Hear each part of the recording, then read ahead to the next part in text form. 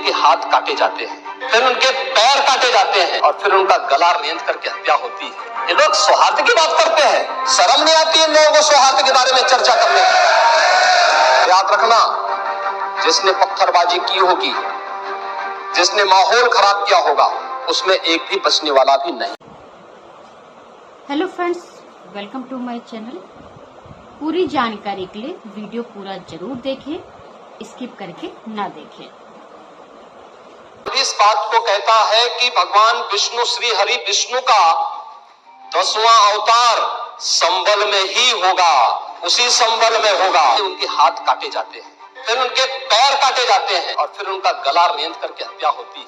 ये लोग सौहार्द की बात करते हैं, शर्म नहीं आती इन लोगों को सौहार्द के बारे में चर्चा करने की। याद रखना, जिसने पत्थरबाजी की होगी, जिसने माहौल खराब किया होगा, उसमें एक भी बचने वाला भी नहीं।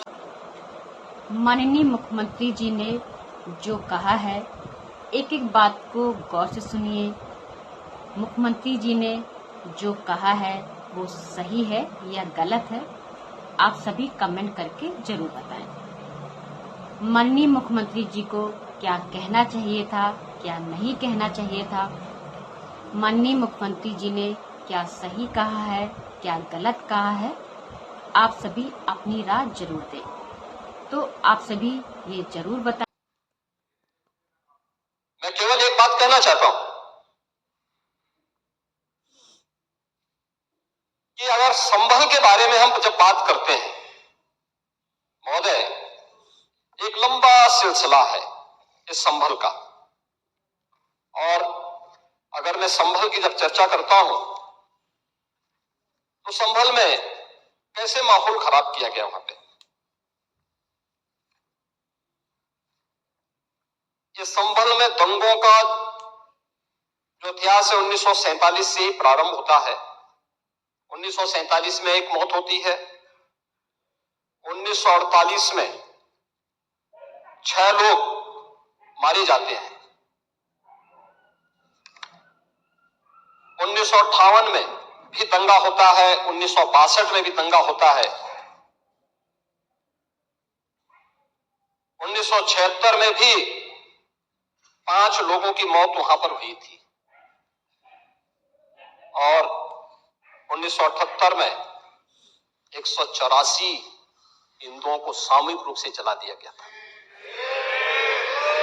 184 हिंदुओं को हत्या हुई थी, हिंदुओं की हत्या हुई थी और जलाया भी गया था, और 184 हिंदू मारे गए थे वहां। 184।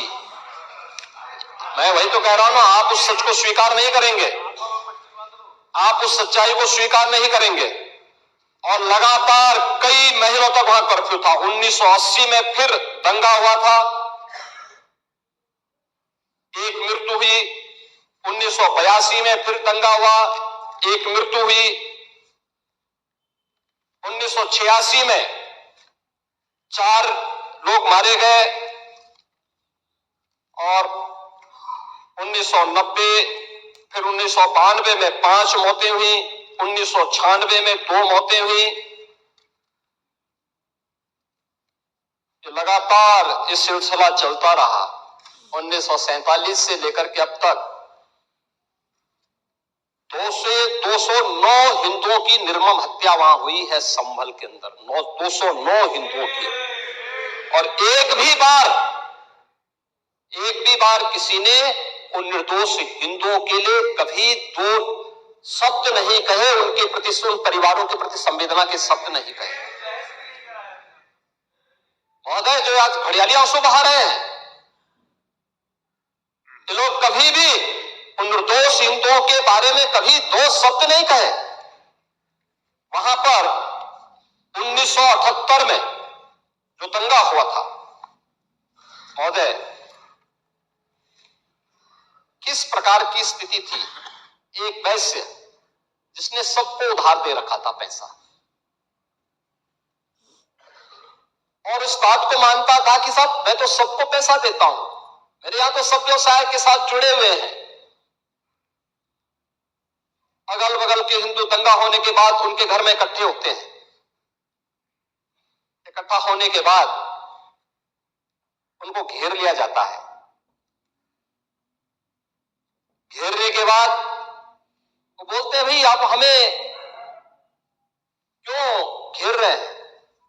कहा जाता नहीं, क्योंकि तुम इन हाथों से पैसा मांगोगे, इसलिए उनके हाथ काटे जाते हैं, फिर उनके पैर काटे जाते हैं और फिर उनका गला रेंद करके हत्या होती है। ये लोग सौहार्द की बात करते हैं, शर्म नहीं आती इन लोगों को सौहार्द के बारे में चर्चा करने में। 1978 से जो मंदिर आज निकल रहा है, 1978 से इन लोगों ने कभी खोलने नहीं दिया उस मंदिर को। जो आज बजरंगबली का मंदिर निकल रहा है, जो वहां पर आज 22 कुएं किसने बंद किए थे, इन 22 कुओं को भी वहां पे बंद किया गया। और वहां का माहौल इतना तनावपूर्ण किसने बनाया था? ये पत्थरबाज कौन थे? एक भी गिरफ्तारी बिना साक्ष्य की नहीं हो रही है। और याद रखना, जिसने पत्थरबाजी की होगी, जिसने माहौल खराब किया होगा, उसमें एक भी बचने वाला भी नहीं है, एक भी नहीं बचेगा। हम माननीय उच्चतम न्यायालय के आदेश का पालन करते हैं, सम्मान भी करते हैं। और क्या संविधान को आप मान रहे हैं? क्या आप लोग संविधान के प्रति सचमुच वचनबद्ध हैं? मैं तो धन्यवाद दूंगा माननीय अध्यक्ष जी को इस बात के लिए कि आज उन्होंने संविधान की मूल प्रति यहां पर दी है। बाबा साहब भीमराव अंबेडकर जी ने 26 नवंबर 2049 को जिस संविधान को बनाकर के देश को सौंपा था, उस मूल संविधान की प्रस्तावना को एक बार पढ़िए। मौलिक कर्तव्यों के बारे में, मौलिक अधिकारों के अध्याय के चित्र को देखिए। अलग अलग उन आर्टिकल के उस पृष्ठों का अवलोकन करिए, आपको उसमें राम भी नजर आएंगे, कृष्ण भी नजर आएंगे। लंका दहन के उपरांत बजरंगबली भी नजर आएंगे, ज्ञान का उपदेश देने वाले बुद्ध भी नजर आएंगे। भारत की समृद्ध परंपरा का दर्शन आपको उस संविधान में मिलेगा जो बाबा साहब भीमराव अंबेडकर ने दिया था। लेकिन उस मूल संविधान में कहीं भी धर्मनिरपेक्ष या पंथ निरपेक्ष या फिर समाजवाद शब्द नहीं है। और ये आप सबकी आंखों को खोलने वाला होना चाहिए। नेता विरोधी दल से पूछना चाहता हूं कि अगर हमारा कोई पर्व और त्योहार है या किसी का भी है, मुहर्रम का जुलूस हो या फिर कोई भी अन्य मुस्लिम समाज का कोई पर्व और त्योहार का कोई जुलूस, वो हिंदू मोहल्ले से सुरक्षित निकल जाता है, कोई दिक्कत नहीं होती, मंदिर के सामने से भी निकल जाता है, कोई समस्या नहीं होती। लेकिन इस समस्या केवल वहीं पे क्यों खड़ी होती है जब कोई हिंदू शोभा यात्रा किसी मस्जिद के सामने से, किसी मुस्लिम बाहुल्य क्षेत्र से निकलती है, तब क्यों तनाव पैदा हो जाता है? तभी क्यों झंडा लगाने में क्या समस्या रही? क्या भारत की धरती पे केसरिया झंडा नहीं लग सकता? क्यों नहीं लग सकता? क्यों नहीं लग सकता? मैं यही पूछना चाहता हूं, आखिर ये दंगे क्यों किए जाते हैं? और बहराइच का मामला, महाराजगंज उस कस्बे का, जहां के बारे में आप कह रहे हैं कि लगातार मुस्लिम बस्ती थी, मोना जी ने भी इस बात को कहा कि बस्ती थी, प्रशासन नहीं था, 4 कंपनियां पुलिस थी वहां पे, और दंगा सड़क पे नहीं हो रहा था, गोली घर के अंदर से चल रही थी। जिस निर्दोष राम गोपाल मिश्रा की हत्या हुई और घर के अंदर से गोली चला करके उसकी निर्मम हत्या की गई, हमें इस सच्चाई को स्वीकार करना चाहिए। ये दंगा सड़क पे आमने सामने नहीं था। अगर पुलिस घर के अंदर घुसती तो लोग फिर कुछ और आरोप लगाते।